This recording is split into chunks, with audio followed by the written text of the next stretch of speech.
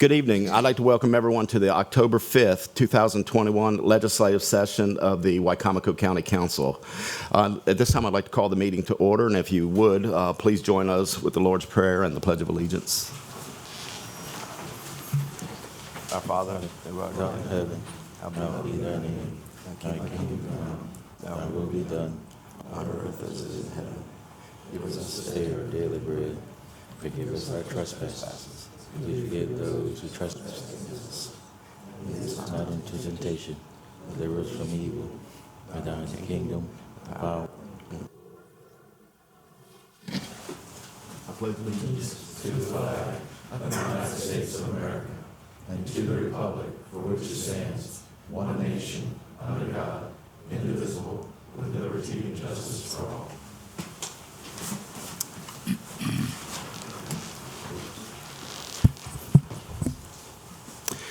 Over the weekend, the council members got word that one of our longtime employees passed away, Mr. Rick Dwyer. So if you would honor him with a moment of silence.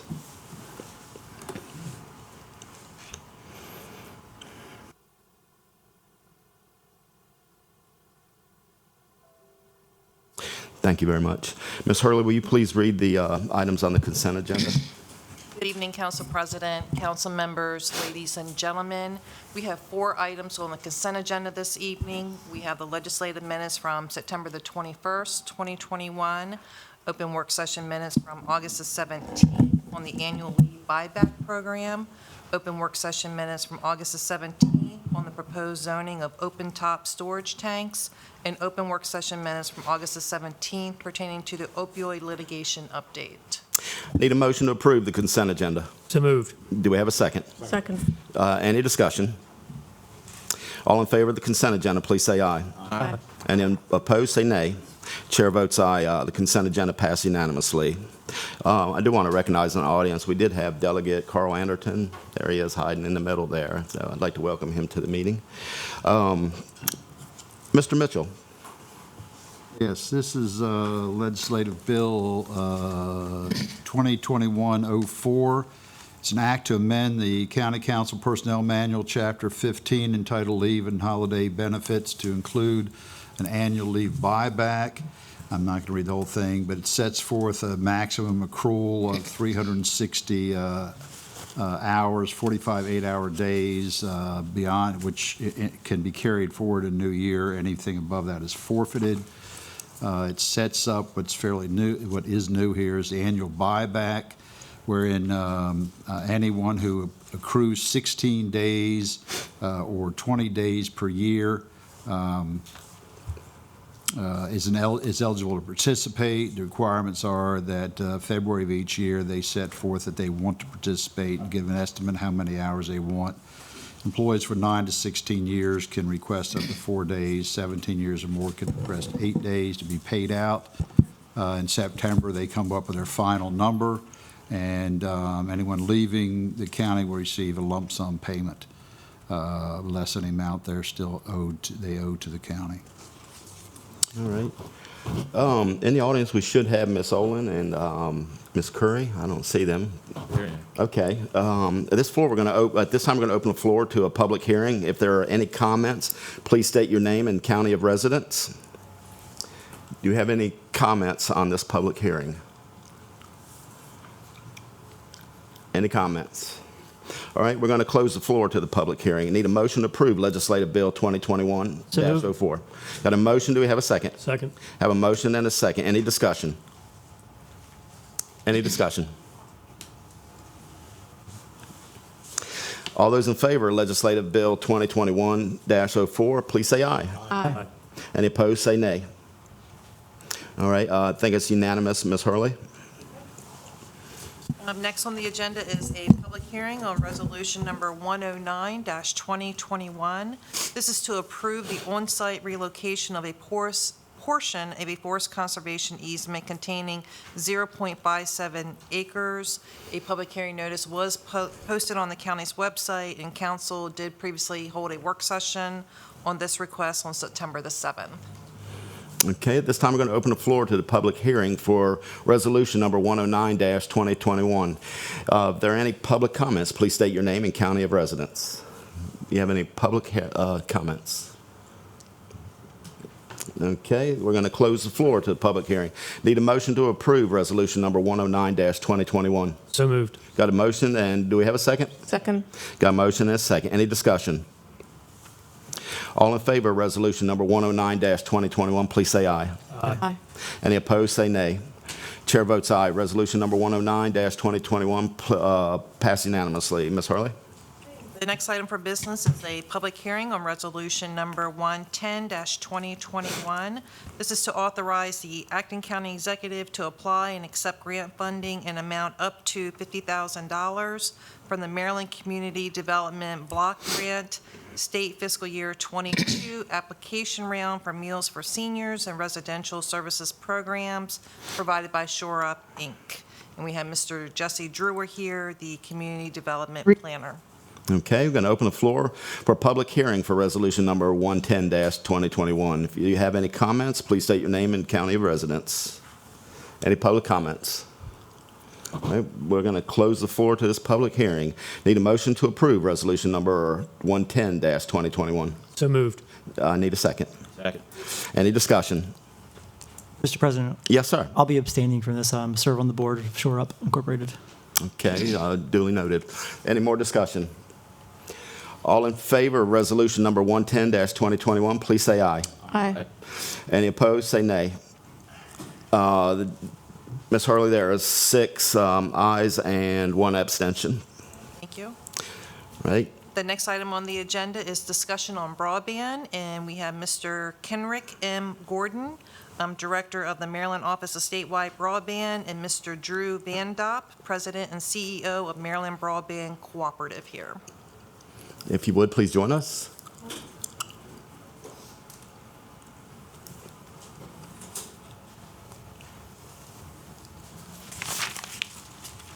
Good evening. Can you introduce yourselves and tell us a little bit about broadband and the potential for Wicomico County? So my name is Kenrick Gordon, go by Rick. I am the director of the Office of Statewide Broadband, and we are a funding agency of Department of Housing and Community Development that provides grants to extend broadband into unserved areas. Mm-hmm. Thank you for inviting me today. My name is Drew Van Dop. I'm the president and CEO of the Maryland Broadband Cooperative.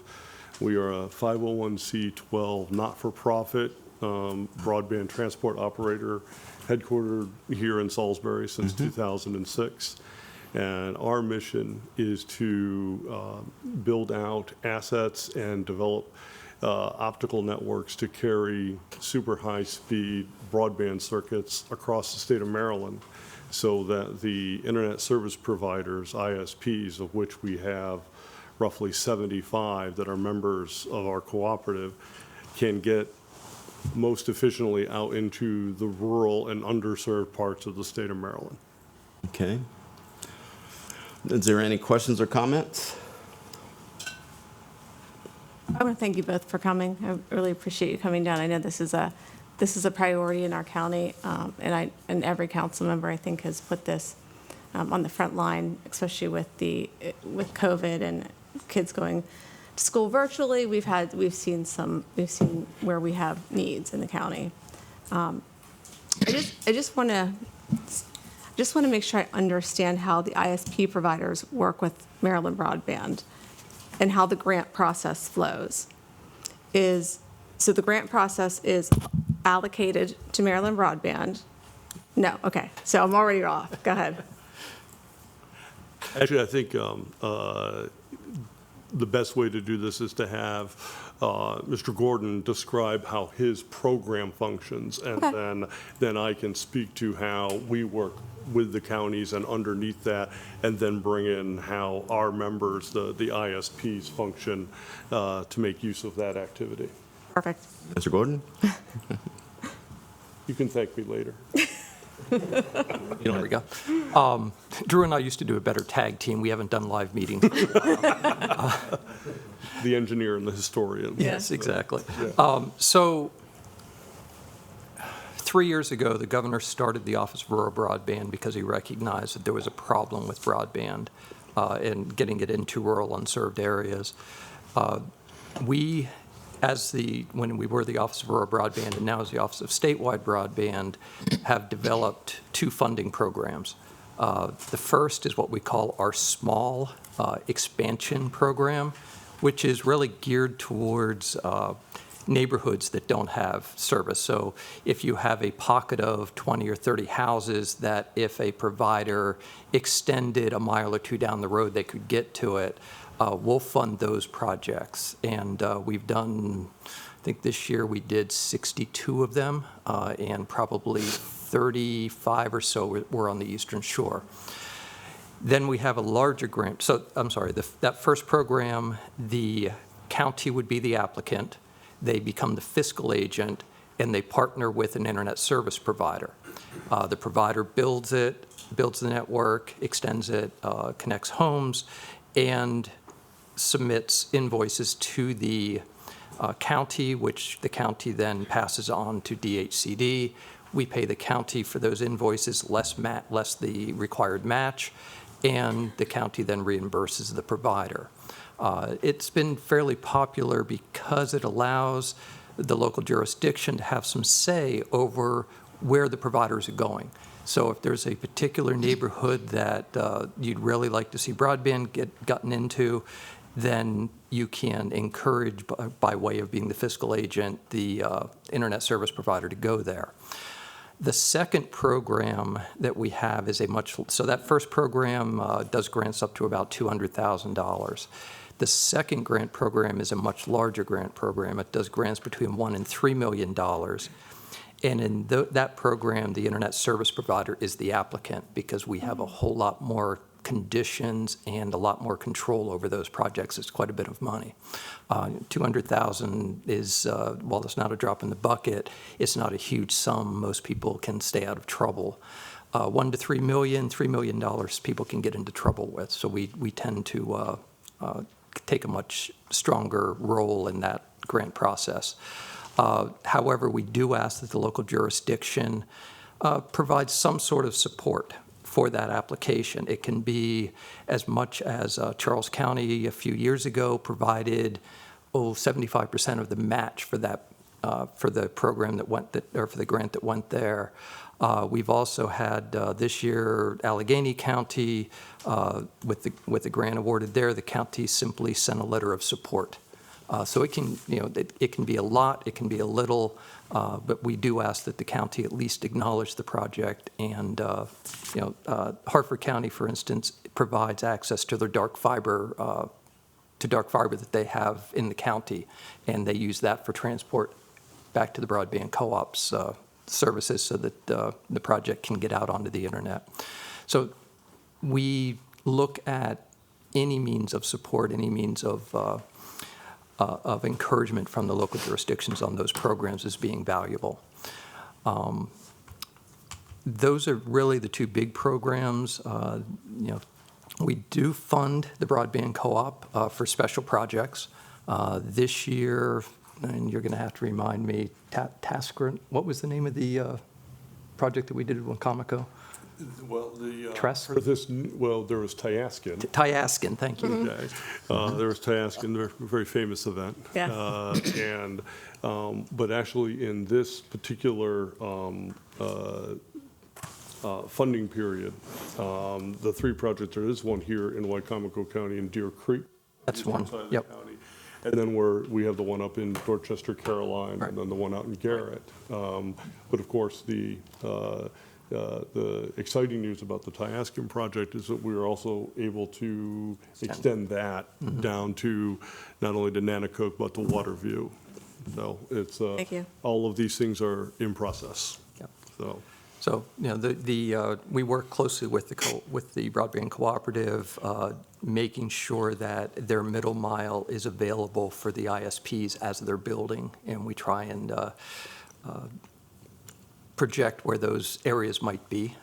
And but those are the programs we have at this time.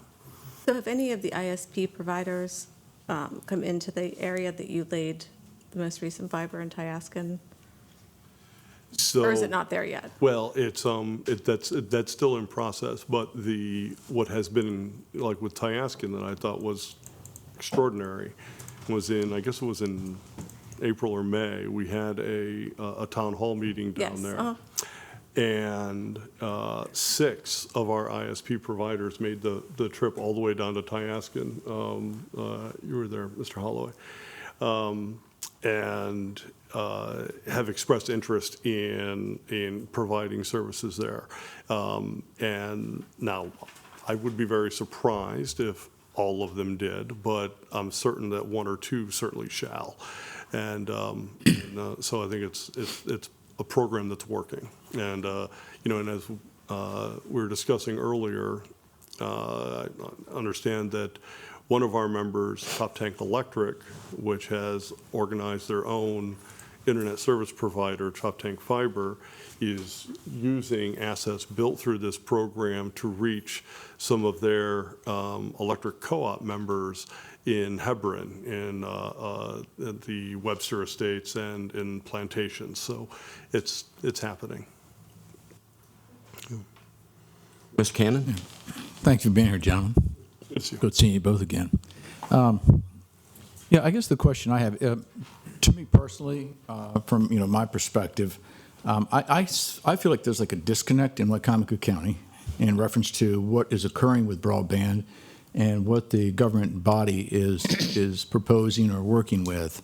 I know you've done great work with Maryland Broadband. You're putting trunk lines, as you said, in Tyaskin and Hebron and other areas. I wasn't aware that those trunk lines were being put in. I don't have to know everything that's occurring, but I thought it was just a little odd that the council wasn't aware of the broadband trunk lines going into different areas, and so that led me to ask who determines the need. How is that maybe done? The second part of that question that I had is, and I say all this because I want to make sure Wicomico County isn't missing out on grants. They are. Because we know there's federal, there's state grants coming down, and I'm afraid that we're not getting everything we're supposed to be. Worcester County is handling it very well. As you said, there are other counties that are been in it for 3 years. The question is whether the county should get involved in it if the ISP providers are going to do it themselves. Where is that balance? And so I'm kind of looking to you, gentlemen, for some kind of guidance as to where Wicomico County is, whether we've done the proper feasibility studies, if at all, and where you anticipate we should be from today forward. So, Rick, I think that if you could speak to the front end of the process, and then I can explain how on the back end of the process we ended up building from Hebron down to Waterview. So for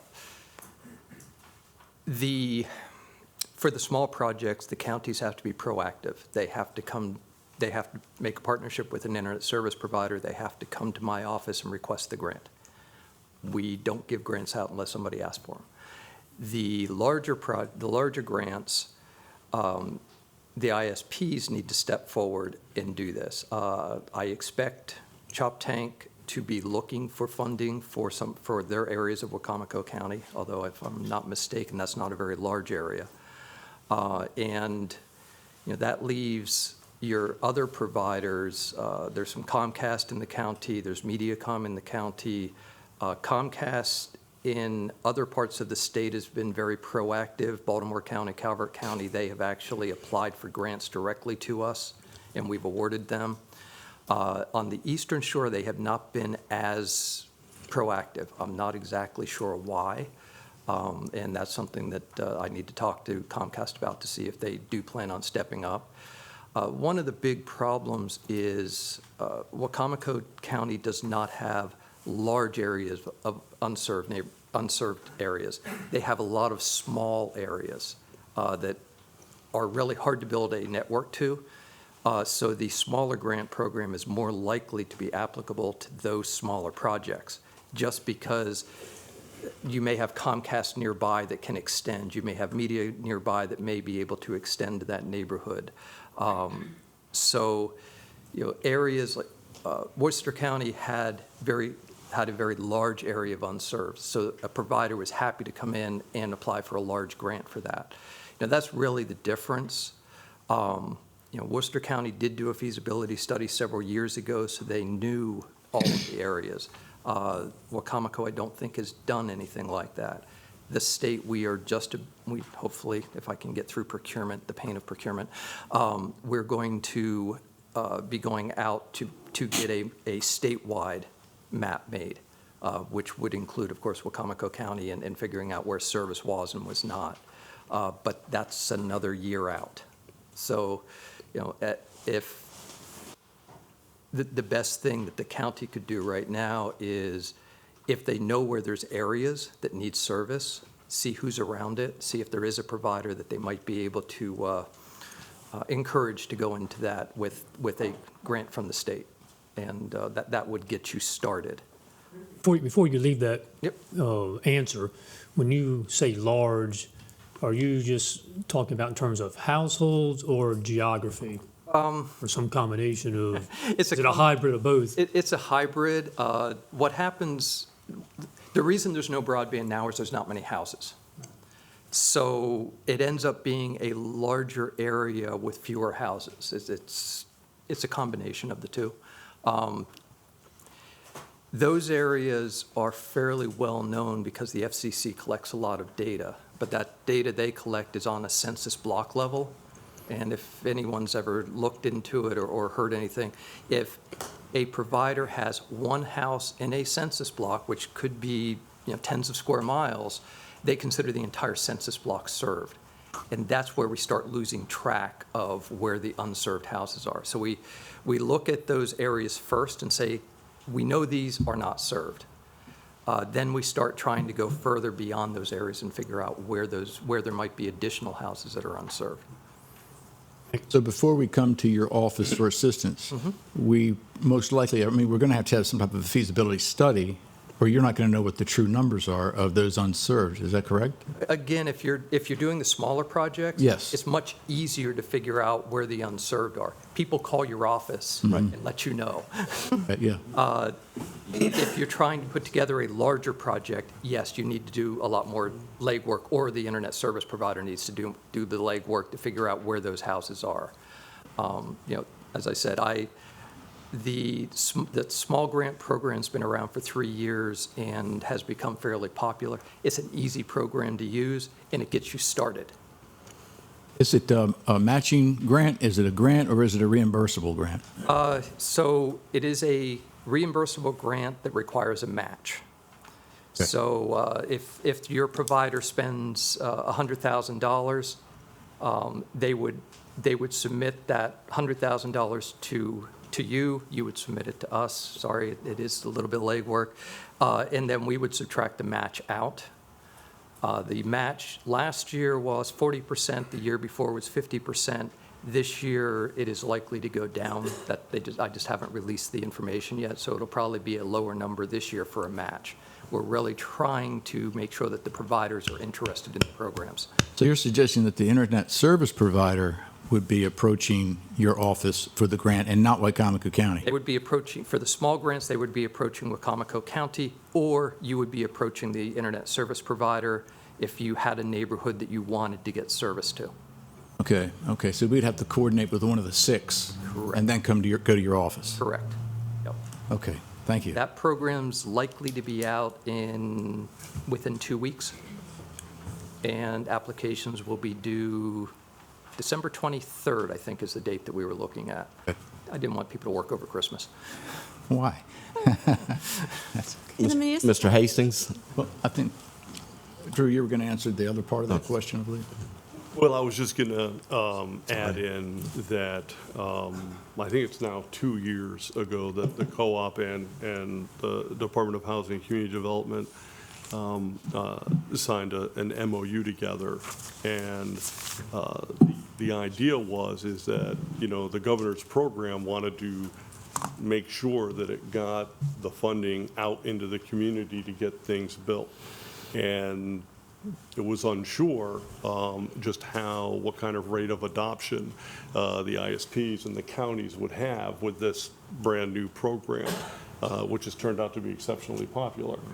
But not knowing if it was going to work out that way or not, we signed an MOU between the two groups where Maryland Broadband would provide a list of potential builds that we knew about, that we thought would be helpful in communities, whether, a county or an ISP was interested in it or not. We just, through our own experience, knew where assets were needed. And it was through that process that the Office of Statewide Broadband was able to provide funding for the initial builds that we were talking about earlier in Hebron, and then down to Quantico, and then further on to Tyaskin, and then Waterview. And so I just wanted to explain the disconnect between how, although Wicomico County might not necessarily have yet worked with Rick's office on the front door, that things are still happening in Wicomico County. And when our office looks at the list that the co-op provides, as I said, we try and anticipate where, okay, if somebody were to build at the end of this, they need to get back to Salisbury. How are we going to do that? So that's where the broadband co-op comes in. They're the haul back to the town. And by doing that, we hope to encourage providers then to come off of their lines and go out into those areas and start providing service. One last question I'll let you. All right. Can we use the ARPA funding for the match? Yes. We can. As far as I'm concerned, I have not seen any rules that say that you can't. Typically, if it was a federal program, you could not, because it's federal for federal money, but it's all the same funding, all the same money. Okay. So many other places are doing it. Was the understanding I had. Mr. Hastings and Ms. Ackley. It was partly my question there. Obviously, the state government, or next year we're going to have a new governor elected. The federal government, they're funding themselves every couple of weeks or months at a time. I don't get a strong feeling of stability on the federal side, and then obviously with change in administration on the state level, that can always bring extra instability. Can you give us an understanding as far as investment stability of funds for this? Do you have any idea of any? Look into your crystal ball if you have one. But My tea leaves are rusty. So the funding that we're using right now, the governor and General Assembly back in April provided $300 million for broadband in several different uses, and the governor back in August provided another $100 million for broadband for unserved. Those funds are in the budget. They were passed in the budget. They stay. So right now I have approximately $200 million for rural broadband. And I think that's a pretty good chunk of money. So if the infrastructure bill passes, there's likely to be more funding coming that way. But that's, as far as my tea leaves go, what I have in my pocket today is what I can really say I have. And lastly, on that note, would you encourage Wicomico County to be as proactive as quickly as possible? I think this year, when this roughly, so the $100 million that's going to probably be coming out later in the fall for the large projects, the $13 million that's coming out for the small projects, once those funds are gone, they're gone. And I don't think that there's going to be another $100 million coming our way immediately following. So yeah, I think you really do need to be proactive. That you're in competition with 18 other counties, and all of them are getting ready for the next round. So, Thank you. Ms. Ackley?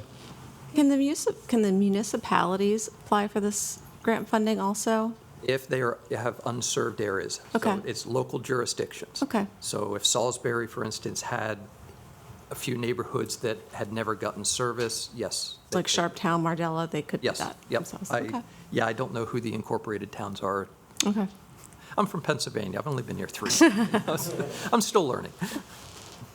Mr. Cannon, you brought up some good points. Your statements were excellent. It was, I don't think anybody in the body knew about the trunk lines being extended out there, and there was a great question about the ARP funds. Ms. Ackley and I both have asked about the ARP funding for broadband several times, and we haven't gotten a clear answer if we're going to use any of that money on it, but I think we should. Mr. Holloway? Thanks for being with us tonight. As far as the servers go, and the cost to the consumers, is there a wide range, or are they all about the same when they get their service in? And is that explained before people sign up? So that is a question that we ask as part of the grant application. What are the rates? The rates in general are anywhere from $60 to over $100 a month, depending on the level of service that you get. That's become kind of the norm. It doesn't matter who your provider is, that's about what it's going to cost. It's always based on level of service. Different providers have low-income products that they, Comcast has Internet Essentials, for instance, for low-income residents. If you start looking at some of the fiber providers and start going into their top tier plans, you can be into it for $120, $130 easily. So and before you would take service as a consumer, yes, you would know that information. We factor the low-income offering into the scoring to make sure that that's out there, but we don't get too deep into the workings of the companies themselves.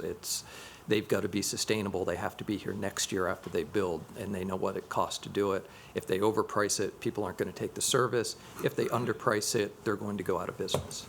So, one other thing, you said Comcast has not been very aggressive with this. Not on the Eastern Shore. And they're probably one of the largest providers in Wicomico County as far as cable TV. Is there a reason, or are they waiting for somebody else to bite the bullet? Or I don't know.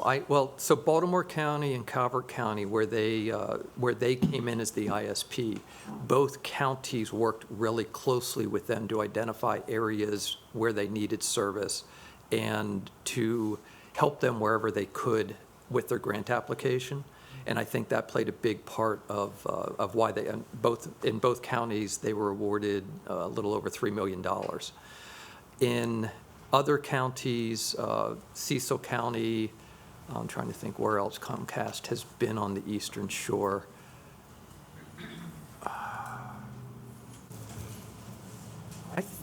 Maybe Queen Anne's. They have not been doing a lot on the Eastern Shore, and I think it may be because they have a different regional person, and that regional person just hasn't been that proactive at it.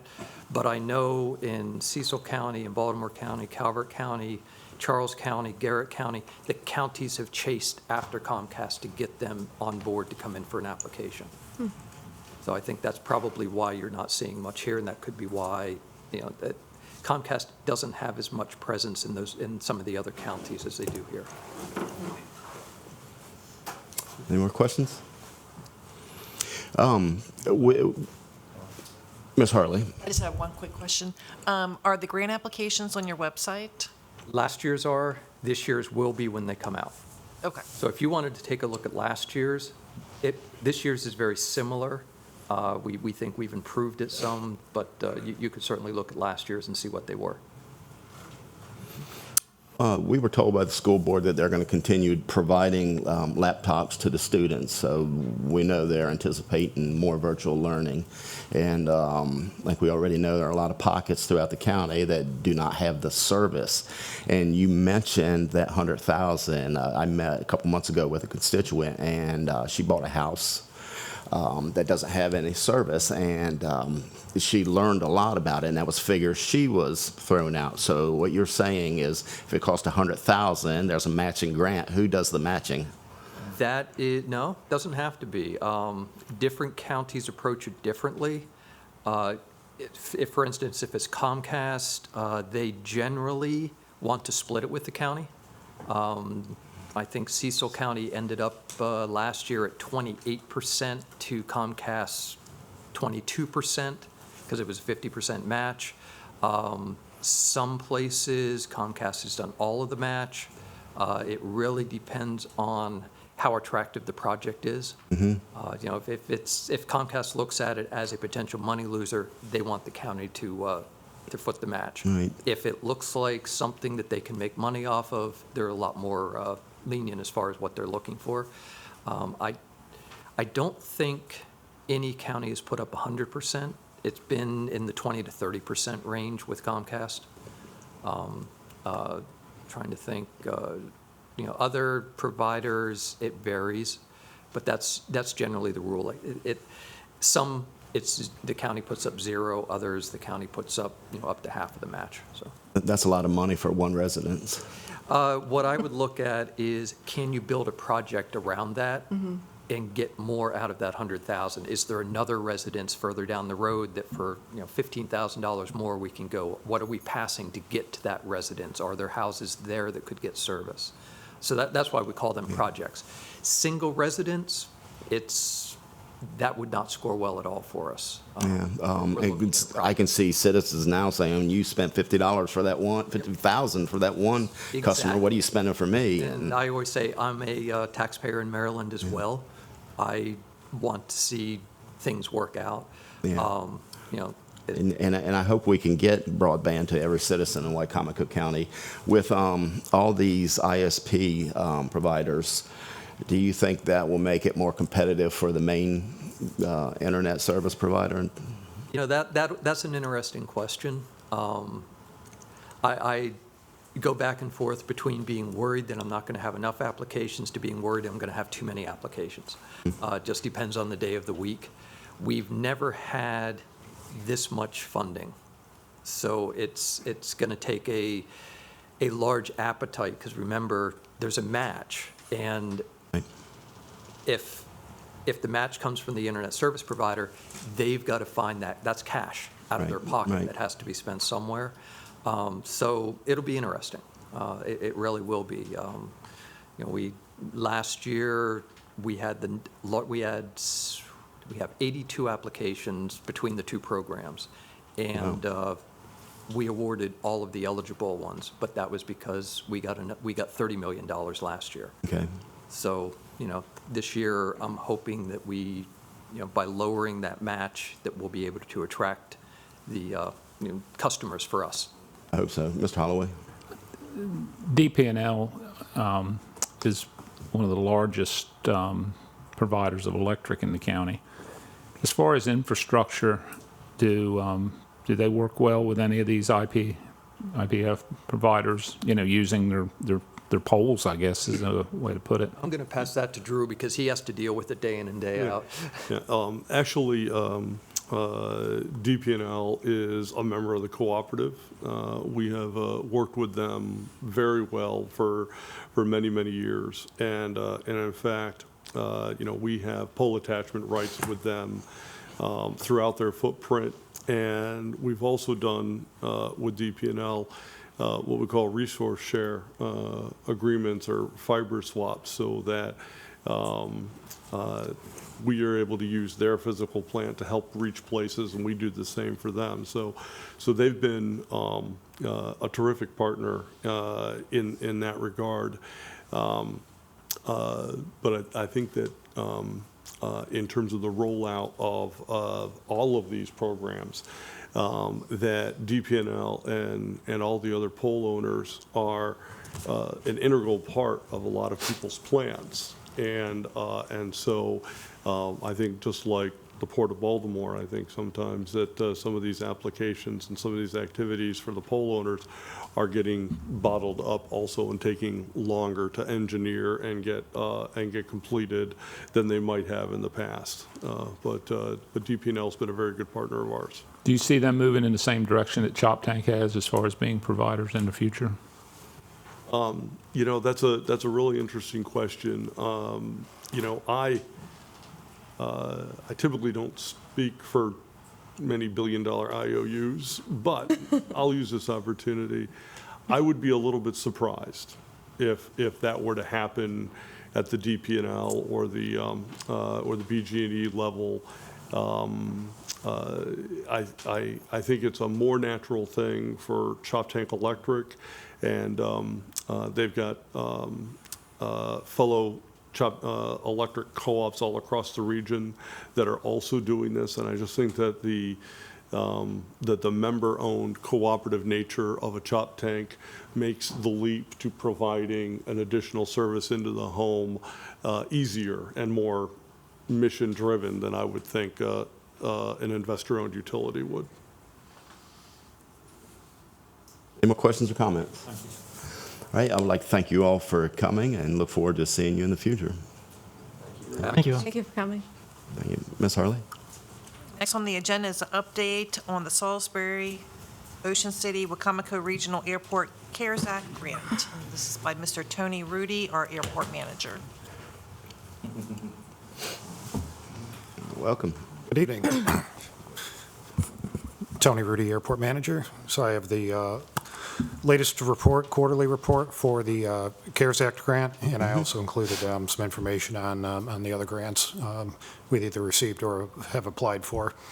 So since we last reported to the County Council on July 6th, the airport has submitted CARES Act grant reimbursement request on July 30th in the amount of $56,706.23.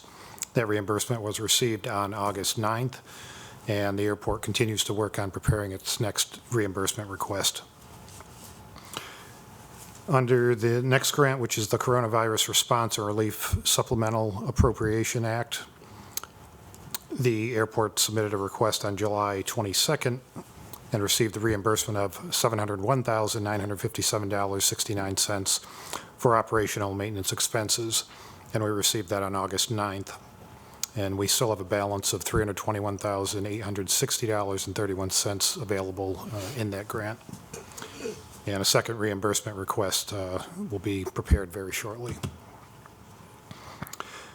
Then on July 12th, 2021, the airport received notification from the FAA that it is eligible for grant funds under the American Rescue Plan Act of 2021. The purpose of these funds is to provide for economic relief to airports in response to the COVID-19 pandemic. These funds are to be used for costs related to the operations, personnel, cleaning, sanitation, janitorial services, combating the spread of pathogens at the airport, and for debt service payments. On July 22nd of this year, the airport applied to the FAA for the grant in the amount of $1,345,554. So far, that grant has not been awarded, or we have not received word yet back from the FAA. Any questions? Any questions for Mr. Rudy? Has there been any talk of any bonuses for employees that had to come to work? No, not at all. On your department? No, okay. Ms. Hackley? I just wanted to thank you, Mr. Rudy, for coming here quarterly and giving us an update on these grants. I truly appreciate it. There's times when we pass funding for projects and don't hear about them again for another 10 years, so I really appreciate you taking the time to do that. Sure thing. Quick question, Tony, on the those funds were eligible for debt service payments. Is that only on the operation side? I mean, are capital debt service eligible? It would be capital debt service. Yes, it would be capital. Okay. Good. All right. Any more questions? Mr. Rudy, it was nice seeing you at the Department of Transportation dinner meeting last week, and thank you for giving an update on the Arf Truck. Can you touch on that?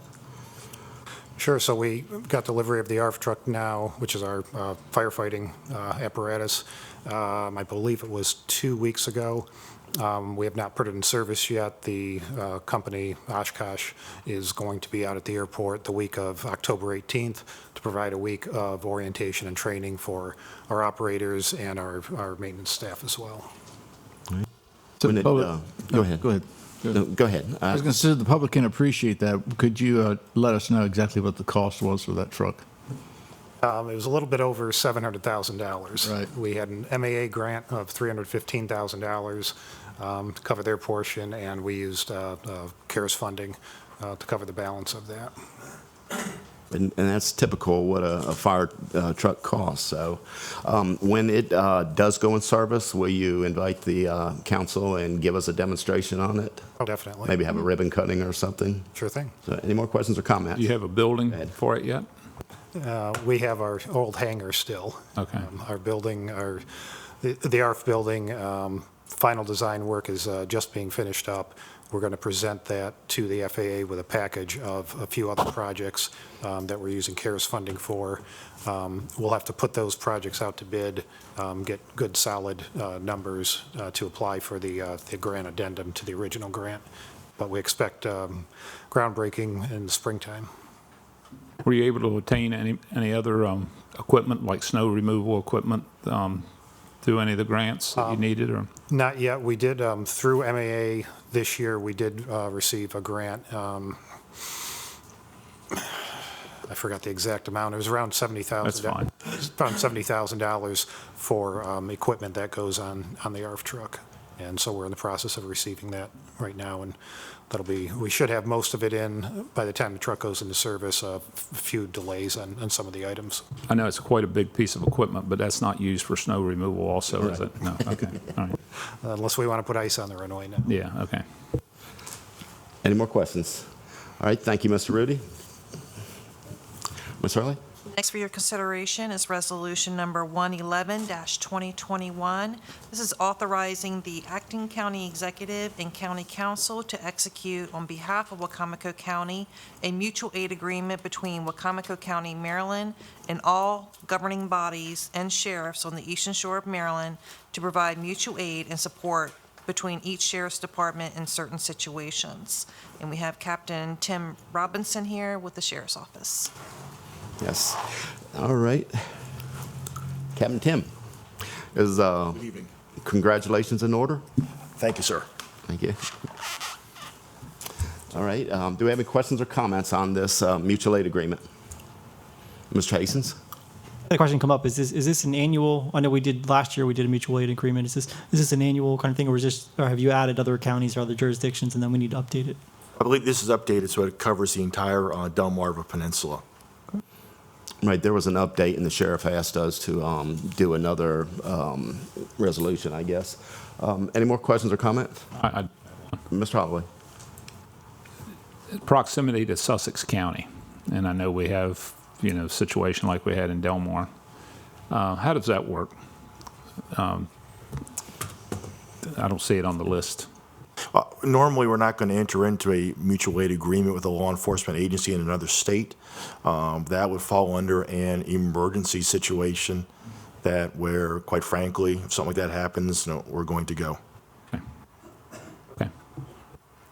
That was my question. Is many years I took fire trucks and ambulances on the Delaware side, and I don't believe we had a mutual aid agreement unless it was from state to state.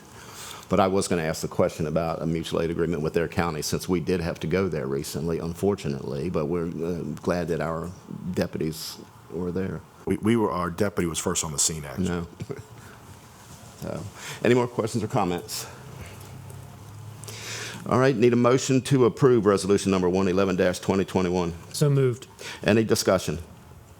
All in favor of resolution number 111-2021, please say aye. Aye. We need Any a second, Mr. President. Oh, I'm sorry? You need a second.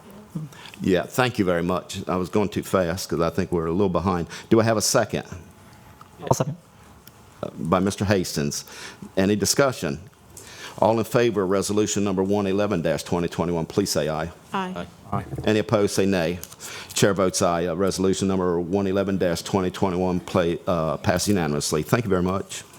Ms. Hurley? Next is Resolution Number 112-2021. This is authorizing the acting county executive to apply for and accept emergency rental assistance program grant award funds from the Maryland Department of Housing and Community Development in an amount up to $5,576,800 for citizens needing emergency rental assistance. And we have Mr. Jesse Drewer here, Community Development Planner. Right. Need a motion to approve resolution number 112-2021. So moved. And a second. Second. Any discussion? Any discussion? What is the emergency, Mr. Drewer? What is the emergency on this grant as far as our timeline is concerned? The reason I ask is because we only received this on Friday. The emergency for this comes from the state. The state outlined our county among 5 other counties as eligible to take their remaining, I believe it's $24.5 million the state has set aside to allocate before the end of the calendar year to the fast expending counties. And they put a deadline on it of October 15th, that we have to let the state know how much we will be applying for so they can go through their awarding process and get it to us hopefully by the end of November, which I have my 3 subrecipients up. If they would like to come up here, they can tell you real quickly. If we do not accept these funds, we expect to run out of our allotment of funds sometime around the middle to end of November. We spend just shy of $250,000 a week, and we surpassed $4.6 million the end of last month. So we're on a fast track, essentially. I guess the question would be, and maybe this would be for Mr. Mitchell or maybe the executive branch, if we pass this, and I'm not one to look a gift horse in the mouth, especially when we're talking about this kind of money, and we fully recognize the need for it. I just wanted a chance to more carefully review where the funds will be administered, how the funds will be administered. Mm-hmm. It looks like our timetable is a little too tight for that. So my question would be to maybe Mr. Mitchell, is that if we are to approve this, are we obligated to also approve the funding as detailed in the chart that came with this resolution? No, the state will be allocating just a set amount. The amount that we applied for, I believe, is $440,000. Let me find it. I've got a lot of papers here. $466,000 is what in the capacity building component, and then they will just allot it to us in a lump sum, and it comes down to the county level here that we choose who gets what amount and at what portion. And will that come before the council before it's dispersed? It has not in the past. We typically, in the first time, we just kept it exactly as it was in this budget, but it is just in draft form right now. The reason I ask is because there's, funding here for positions, and I'm wondering if these are temporary positions now that will be permanent forever.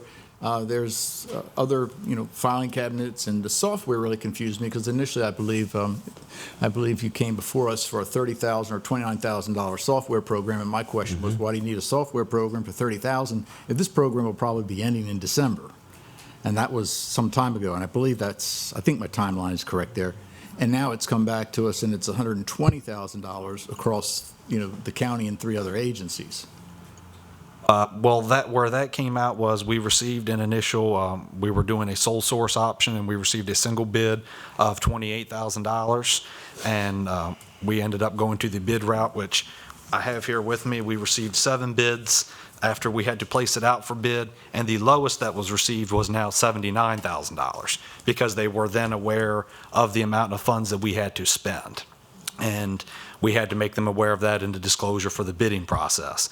So now we're looking at a $70,000 to $80,000, and we're still in the negotiation phase pending this. So we just kind of built in a little bit of a buffer for the time being, but we're also we split the cost across all 3 organizations and the county portion that we are requesting, along with an additional staff person that, due to the contingent employee that I have working for me right now, she is also tasked to other departments as well. Wouldn't that be considered price gouging when you have a bid for $29,000, and then a few months later this individual comes back or this company comes back with $120,000? As we found out, it's free market because when we received the sole source bid, we did not disclose to them how much we had. We were in our right to do that. They knew now at that point when we went out to bid, we had $7 million, so they wanted 1% of our award. And now they know that, so that's the price that they're sticking to us with. I think the highest one I had here was over $250,000. No. So. And I have to agree with Mr. Cannon. I don't even have this in my brief book. So, it's one thing approving and accepting the funding, but I don't have an itemized list of how it's going to be used. It was just broken down on the single budget sheet. I'm pretty sure that did go in the in the brief book. It came in, but it came in after the initial brief book was sent to the Right, it council was members. late. This came in like Friday afternoon. Okay. Yeah, it was, we found out about the initial timeline from the state as of Wednesday that we needed to get this in by October 15th or be essentially run out of the funds, that they were sticking to their, we were hoping we would have a grace period to wait until the next council meeting to have more time, but they stuck to their hard timeline, so we were able to get on this agenda. If I can say a Mr. word. Pasoda? Jesse, if you can advise as to, these positions are grant-funded positions, they're not county positions, there's no benefits, so they're accounted for in the grant funding. And can you speak to the software as to our unavailability of it initially, what that has incurred, the cost in labor and whatnot that we've had to go through because we didn't have that software? Well, as a result of that, I brought with me one sample application is anywhere from 70 to 120 pages it could be. And we have to spend more, it has to go through 3 staff members now to review it, to make sure that it is all the pieces and components are there. And as my subrecipients can tell you, I mean, it happens that they get to us and we have to send it back. The program would essentially cut that out, that it could not be get to us until all the components, as we've all filled out forms online, you can't submit it until this component is there. This thing keeps cutting in. Yeah, it does that. Till all the components are there. And as the state put it in the capacity building, they really are pushing counties, the 6 of us, to continue to promote the outreach, get more visibility. Currently, we do not have the ability to put it on our county website. That's just a flaw of ours. So this would allow the public to access it online and pretty much do like everything is done online now. I'm still not clear as to why the subrecipients would not be processing the applications if they're collecting them.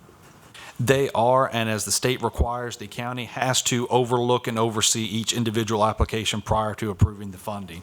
So they get approved tentatively, they come to the county, we review them to ensure all components are there, and then we let them know that they're to proceed with it. They've gone through the first process of being reviewed by the subrecipients. Yes. And then they come to the county just for the final check. And then we approve it, and then we agree to, we approve them, and then they can disperse the funds. Okay. Questions? Again, I mean, I think we don't have any other option than to pass this, but I would ask the acting county executive if he could please work with the council on the disbursement of the funds so that, we can be made more aware of these distributions and that it is being done in the most responsible manner.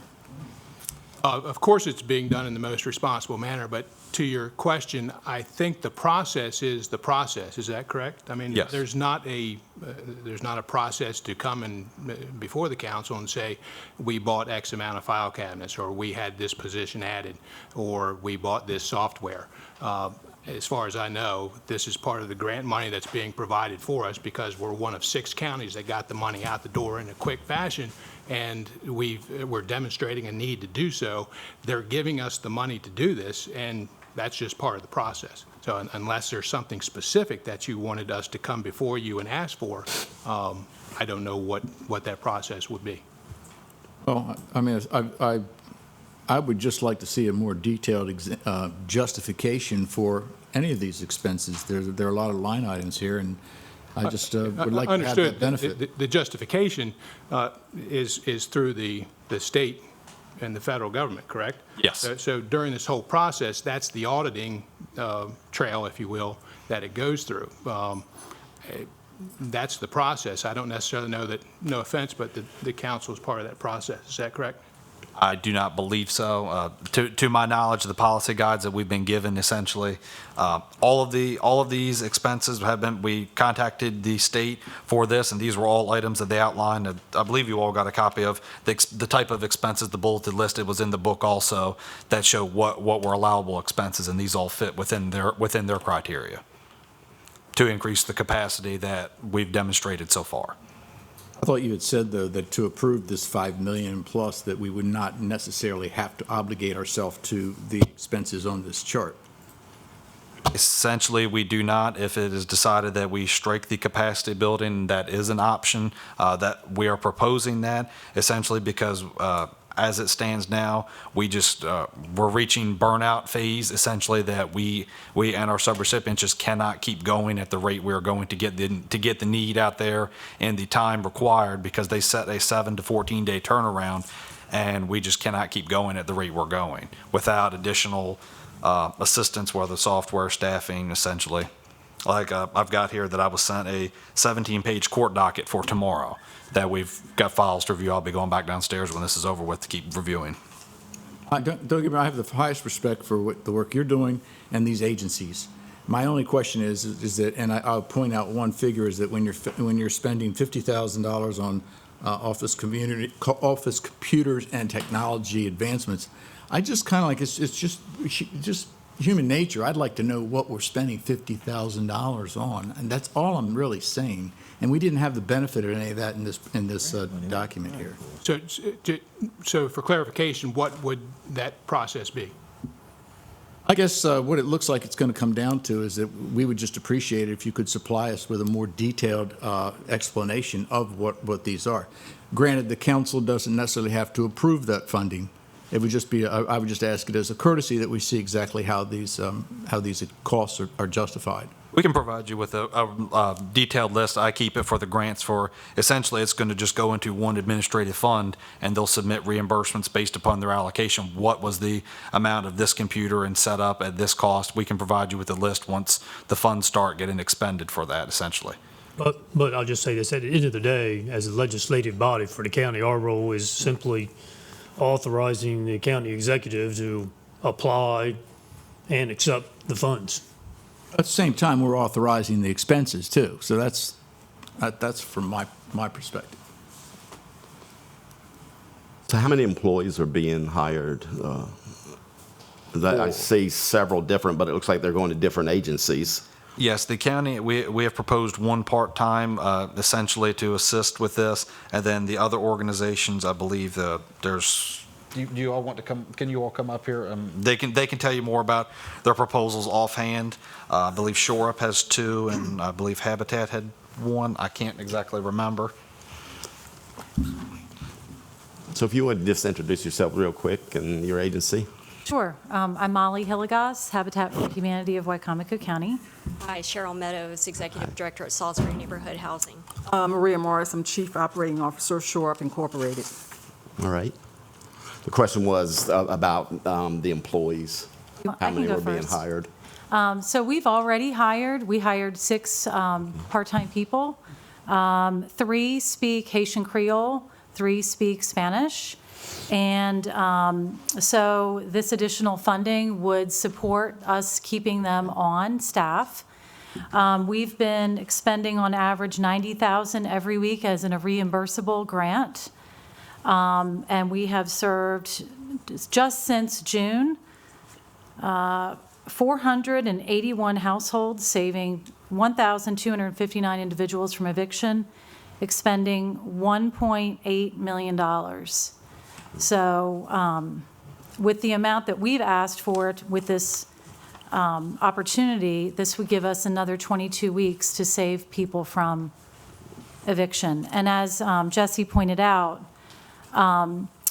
the failure to pay rent cases are not slowing down, they are speeding up. And even prior to COVID, Wicomico County had the highest failure to pay rent cases on the Eastern Shore, 11,521 cases in fiscal year 19. And just to give the audience and the council some perspective, when you add up the other 5 counties on the midshore, their totals of failure to pay rent were only 4,798 combined. So we have a huge problem here. Yeah. And if we can keep families housed, especially during this pandemic, that it's a blessing. It really is a blessing. And to answer some of the questions about the other expenses. So with the capacity building, we are expanding we're using our existing staff to offer financial literacy programming. But also, we have to, with all these cases, you figure anywhere from, Jesse said 70 to 100 pages per file. Yeah. We have to have all this documentation in locking filing cabinets. Well, we already blew through everything we had in stock, and we've already added, and we're running out of, I don't know, it's crazy. And then you have to hang on to all these files for years. 10 years. Not just that, but then there's what's called a single audit. So our accountants have to come back, and all these files will be audited separate from our regular IRS audit that we do every year. So this is a tall order. Any questions for me on anything? Any more questions?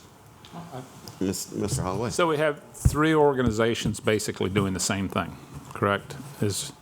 What insurances are that there's no overlapping and somebody's getting benefits from two or three? We have a Google Doc sheet that Jesse set up for us. So when an application comes in, each of the agencies can go to that sheet. They can type in the name, and it pops up if they've applied at one of our 3 agencies, so there is no duplication. People can come back and get assistance a second time if they have not reached their 12 months of allowable assistance. And in that case, if they came to me and I checked the sheet and I saw they were at Habitat, I would send them back to Habitat. And same thing, they would send a repeat client back to the agency that started with that client. I guess. Salisbury Neighborhood Housing, we had the smallest allocation to start with because we were administering a rental assistance program using some CDBG funds as well. So in the last year, we've assisted 338 families for $1.1 million, and 70% of that has been in the last 4 months under the ERAP program. So Molly is correct when she said that there is a desperate need for assistance. What kind of follow-up is done to make sure that the need is there for these certain families? I mean, do you have investigators go out to make sure they're not working under the table, or No. there's other people living in the household that's not supposed to be there, or No, I mean, we do an initial assessment to make sure they are income eligible at the time they apply, and that they do have a COVID-related reason for being delinquent. So 3 months, if things change for them, you wouldn't know that. Well, currently, we do ask for updated pay stubs to make sure they are still income eligible. As I understand it, that may change with the new requirements, but that's how we're administering it right now. And speaking on behalf of Shore, we've spent almost $2 million in the last 4 months. We've served well over 400 customers, and we're down to $190,000, and that will be expended. It's expended now because we submit invoices for reimbursement weekly, so that's already expended. We hired initially 2 additional staff persons to work this program. We're having to utilize other staff persons to keep it going. We fill in the gap when other agencies can't do it, just so that we can get the money out to the customers. And this is something for this program that is very rare, that a portion of a grant from DHED is almost 100% of one section can be used solely for administrative. Typically with us, all these CDBG partners, typically administration is in kind. That's just a cost of doing the business. So this is a very rare thing for them. So Jesse, how much is the administrative cost? Is it per application they get an administrative cost, the subrecipients, or is it just they're allocated an administrative cost? We initially started with a $50,000 allocation of administrative towards each organization, and as they submitted timesheets and copy supplies and their administrative expenses, we have a set allocation, and we just essentially gave them another allocation as they needed, and I've been keeping track of it here, and we're at, I just checked here, with 79% of our funds overall are expended, so. So it's, the administrative cost is now over 50,000. It's. The administrative cost for the initial grant of $7 million were capped at 8%. And we've expended I believe, let me check. So have they gone, has everyone gone through their administrative? Yeah. The initial 50,000 and gone over. We have, We still have some left. But we give, like Jesse said, timesheets and pay stubs to show where the money went. Yeah, and Mr. I Cannon? think I would add that my question is simply the fact that my questions that I had before, the fact that I think as a council, we never really had enough time to review the details of this. I think you see a lot of that with this type of funding where it comes very quick and you have to answer very fast. But I in no way was questioning the veracity of any one of your organizations because I've been able to work with each of you personally, and I have to express to the public that each one of you is very efficient, terribly efficient, and you have excellent operations. It could be something that could be so complicated because in so many instances in the rental business, it really can get complicated with serving tenants. But you've managed to get out there, you've managed to isolate the individuals that were in need and to get the information that's required so that you can justify those expenses, and you did that very efficiently. So I just want to make sure you all recognize that. And I have to abstain from the vote simply because of that relationship. Right. Any more questions or comments? Mr. Hastings? I'll just say I also have to abstain for being on the board. Any more? I'm voting. I think I am as well. All right, no further discussion. All in favor of resolution number 112-2021, please say aye. Aye. Any opposed, say nay. You have 5 ayes and 2 abstentions. All right, thank you all very much. Thank you. thank you.